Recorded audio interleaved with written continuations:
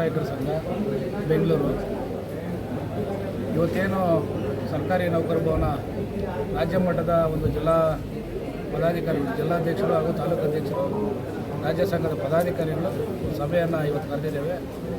ಇವತ್ತು ನಮ್ಮ ಸಭೆಯ ಮಹತ್ವ ಇಡೀ ರಾಜ್ಯಾದ್ಯಂತ ಗ್ರಾಮ ಸಹಾಯಕರು ಇವತ್ತು ಒಗ್ಗಟ್ಟಾಗಿದ್ದೇವೆ. ಇವತ್ತು ನಮಗೆ ಸರ್ಕಾರ ಹಿಂದೆ ಸಿದ್ದರಾಮಯ್ಯ ಸರ್ಕಾರದಲ್ಲಿ ಸಚಿವ ಸಂಪುಟಕ್ಕೆ ಗ್ರಾಮ ಸಹಾಯಕರನ್ನು ಡಿ ದರ್ಜೆ ನೌಕರರಾಗಿ ಪರಿಗಣಿಸಬೇಕು ಅಂತೇಳಿ ನಾವು ಹೋರಾಟಗಳು ಮಾಡ್ಕೊಂಡು ಬಂದ್ವಿ. ಇವತ್ತು ಹಿಂದೆ ಮುಖ್ಯಮಂತ್ರಿಗಳು ಸಿದ್ದರಾಮಯ್ಯ ಸರ್ಕಾರದಲ್ಲಿ ಸಚಿವ ಸಂಪುಟಕ್ಕೆ ಕಡತವನ್ನು ತರಿಸ್ಕೊಂಡು ಒಂದು 10 ಲಕ್ಷ ಗ್ರಾಮ ಸಹಾಯಕರಿಗೆ ಇಡಗಂಟು ಕೊಡಬೇಕು, 27,000 ಸಂಬಳವನ್ನು ಕೊಡಬೇಕು ಇವರಿಗೆ ಅಂಥೇಳಿ ಸಚಿವ ಸಂಪುಟದಲ್ಲಿ 10 ಲಕ್ಷ ಕೊಡೋಕ್ಕೆ ಬರೋಲ್ಲ, ದುಡ್ಡಿಲ್ಲ ಹಣಕಾಸು ಇಲಾಖೆಯಲ್ಲಿ ಅಂತೇಳಿ 5 ಲಕ್ಷ ಇಡಗಂಟನ್ನು ಅನುಮೋದನೆ ಮಾಡಿದ್ರು. 27,000ನ 26ನೇ ಸಾಲಿನಲ್ಲಿ ಕೊಡೋಣ ಅಂತೇಳಿ ತೀರ್ಮಾನ ಮಾಡಿದ್ರು.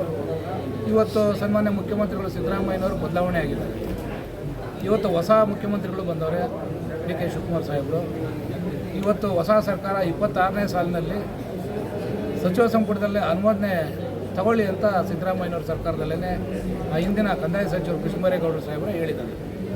ಇವತ್ತು ಒಮ್ಮತದಿಂದ ಕರ್ನಾಟಕ ರಾಜ್ಯ ಕಂದಾಯ ಇಲಾಖೆ ಗ್ರಾಮ ಸಹಾಯಕರ ಸಂಘ ಇವತ್ತು ಸಭೆಯನ್ನು ಕರೆದು ಇವತ್ತು ನಾವೇನೆಲ್ಲ ಒಮ್ಮತದಿಂದ ತೀರ್ಮಾನ ಮಾಡಿದ್ದೀವಿ.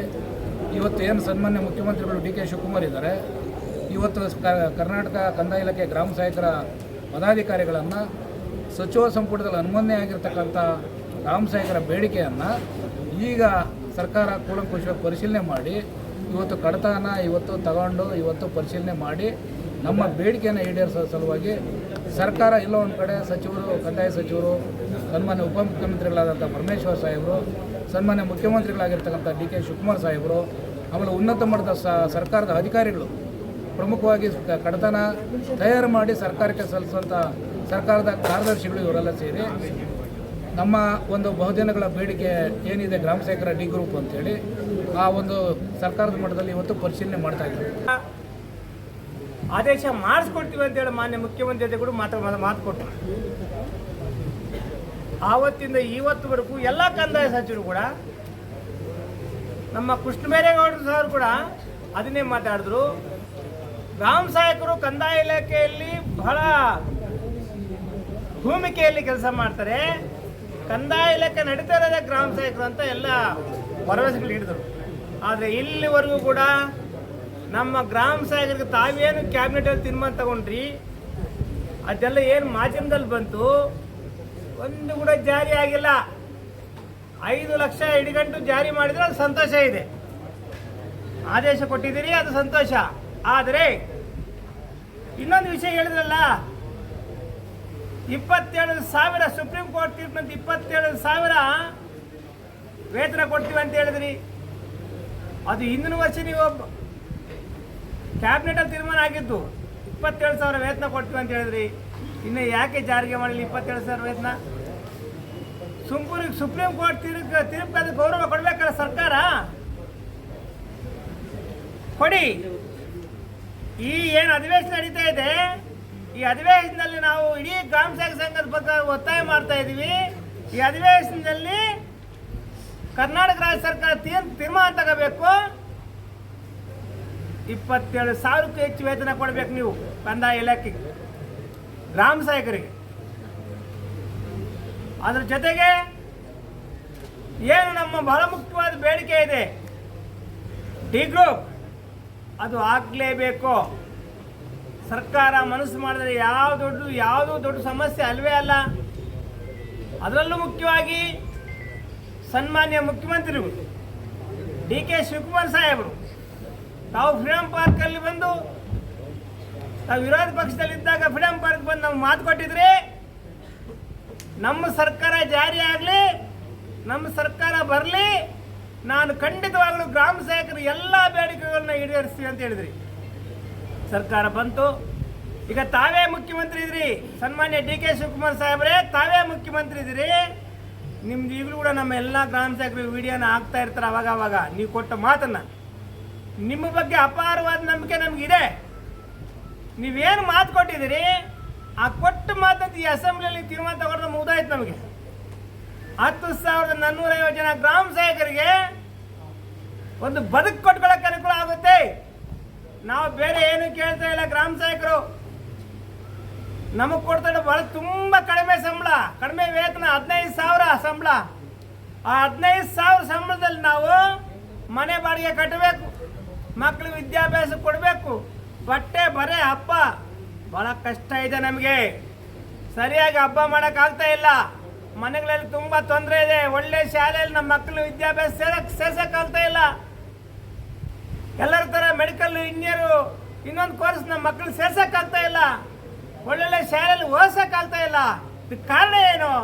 ನಮಗೆ ಕನಿಷ್ಠ ವೇತನ ಕೊಡ್ತಾ ಇರೋದು. ಮನೆ ಬಾಡಿಗೆನೂ ಕಟ್ಟಕ್ಕೆ ಸರಿಯಾದ ಒಳ್ಳೆ ಮನೆ ಬಾಡಿಗೆ ತಗೊಳಕ್ಕಾಗ್ತಾ ಇಲ್ಲ. ಇವತ್ತು ನಾವು ಯಾವುದೋ ಒಂದು ಸೆಟ್ಟಲ್ಲೋ ಒಂದು ಹೆಂಚಿನ ಮನೆಯಲ್ಲೋ ಸಣ್ಣದು ಸ್ತಂಭೇರದಲ್ಲಿ ಉಟ್ಕೊಳ್ತಾ ಇದ್ದೀವಿ ನಮ್ಮ ಮನೆಗಳು. ಆ ಪರಿಸ್ಥಿತಿ ಇದೆ. ನಾವು ಬಟ್ಟೆಗಳು ಕೂಡ ಹಂಗೆ ಒಳ್ಳೆ ಬಟ್ಟೆಗಳು ನಮ್ಮ ಮಕ್ಕಳಿಗೆ ಕೊಡ್ಸೋಕ್ಕಾಗ್ತಾ ಇಲ್ಲ. ಒಳ್ಳೆ ಊಟ ಮಾಡೋಕ್ಕೂ ಆಗ್ತಾ ಇಲ್ಲ ಸ್ವಾಮಿ. 3 ಹೊತ್ತು ಊಟ ಮಾಡೋಕ್ಕಾಗ್ತಾ ಇಲ್ಲ ನಮಗೆ. ನೀವು ಕೊಡ್ತಾರೆ ಸಂಬಳ, ಅದಕ್ಕೋಸ್ಕರ ನಮಗೆ ಸೇವಾ ಭದ್ರತೆ ಕೊಡಿ, ವೇತನ ಹೆಚ್ಚು ಮಾಡಿ, ಡಿ ಗ್ರೂಪ್ ಮಾಡಿ. ಇದು ಇವತ್ತು ನಮ್ಮ ಈ ಸಭೆಯ ಮುಖ್ಯ ಉದ್ದೇಶ, ಮುಖ್ಯ ಡಿಮ್ಯಾಂಡ್. ಪಾವಗಡ ಶ್ರೀರಾಮ್, ಗ್ರಾಮ ಸಹಾಯಕ ಸಂಘದ ಕಾನೂನು ಸಲಹೆಗಾರರು, ಲೇಬರ್ಸ್ ಫೋರಂ ರಾಜ್ಯಾಧ್ಯಕ್ಷರು. ಸರ್, ಪಂಚಾಯತ್ ರಾಜ್ ಇಲಾಖೆಯಲ್ಲಿ ಕೂಡ ಈ ಬಾರಿ 40 ಜನಕ್ಕೆ ಹೀಗೆ ನಮಗೆ ಅಧಿಕೃತ ನೇಮಕಾತಿ ಮಾಡ್ತಾ ಇದ್ದೀವಿ. ಏನು ಕಡೆಗಣಿಸ್ತಾ ಇದೆಯಾ ವಿಚಾರದಲ್ಲಿ ನಮಗೆ? ಸರ್, ಯಾವ್ಯಾವ ಇಲಾಖೆಯಲ್ಲಿ ಏನೇನು ಮಾಡ್ತಾರಲ್ಲ ನಾವು ಸ್ವಾಗತ ಮಾಡ್ತೀವಿ. ಅದು ಬೇರೆಯವ್ರಿಗೆ ಏನು ಮಾಡ್ತಾರೆ ಸರ್ಕಾರ ಸ್ವಾಗತ ಮಾಡ್ತೀವಿ.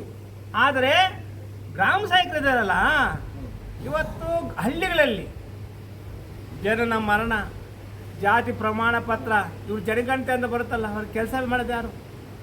ಒಂದು ಅಂಶಕ್ಕೆ ಮಾಹಿತಿ ಕೊಡೋರು ಯಾರು? ಯಾರೇ ಸತ್ರೆ ಅದನ್ನ ಸತ್ತಿದ್ದಾನೆ ಅಂತ ಹೇಳಿ ರಿಪೋರ್ಟ್ ಕೊಡೋರು ಯಾರು? ಹುಟ್ಟಿದ್ರು ರಿಪೋರ್ಟ್ ಕೊಟ್ಟು ನಾವೇ ಕೊಡಬೇಕು, ಸತ್ರು ರಿಪೋರ್ಟ್ ಕೊಡಬೇಕು. ಬಹಳ ಮೂಲಭೂತವಾದ ಕೆಲಸಗಳು ಮಾಡ್ತಾ ಇರೋದು ನಮ್ಮ ಗ್ರಾಮ ಸಹಾಯಕರು. ಹಂಗಾಗಿ ಸರ್ಕಾರ ನೀವೆಲ್ಲರಿಗೂ ಏನೇನು ಮಾಡ್ತಾ ಇದ್ರಿ ಅದಕ್ಕೆ ಸಂತೋಷ ಇದೆ. ಆದರೆ ಗ್ರಾಮ ಸಹಾಯಕರ ಡಿಮ್ಯಾಂಡ್ ಫುಲ್ಫಿಲ್ ಮಾಡಿದ್ದು ನಮ್ಮ ಡಿಮ್ಯಾಂಡ್.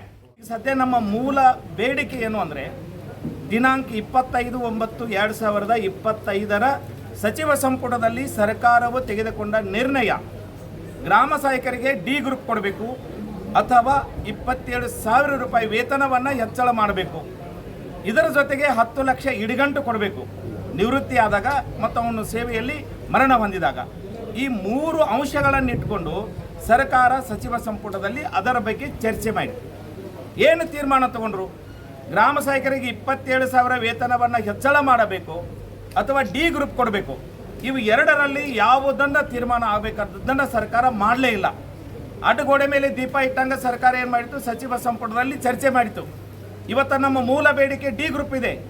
ಸಾವಿರಾರು ಜನ ಯುವಕರಿದ್ದೇವೆ, ಸಾವಿರಾರು ಜನ ಪದವೀಧರಿದ್ದೇವೆ. ಇವತ್ತು ಡಿ ಗ್ರೂಪ್ ಆದರೆ ನಾನು ಒಬ್ಬ ಕೂಡ ಇವತ್ತು ಪದವೀಧರ ಇದ್ದೇನೆ.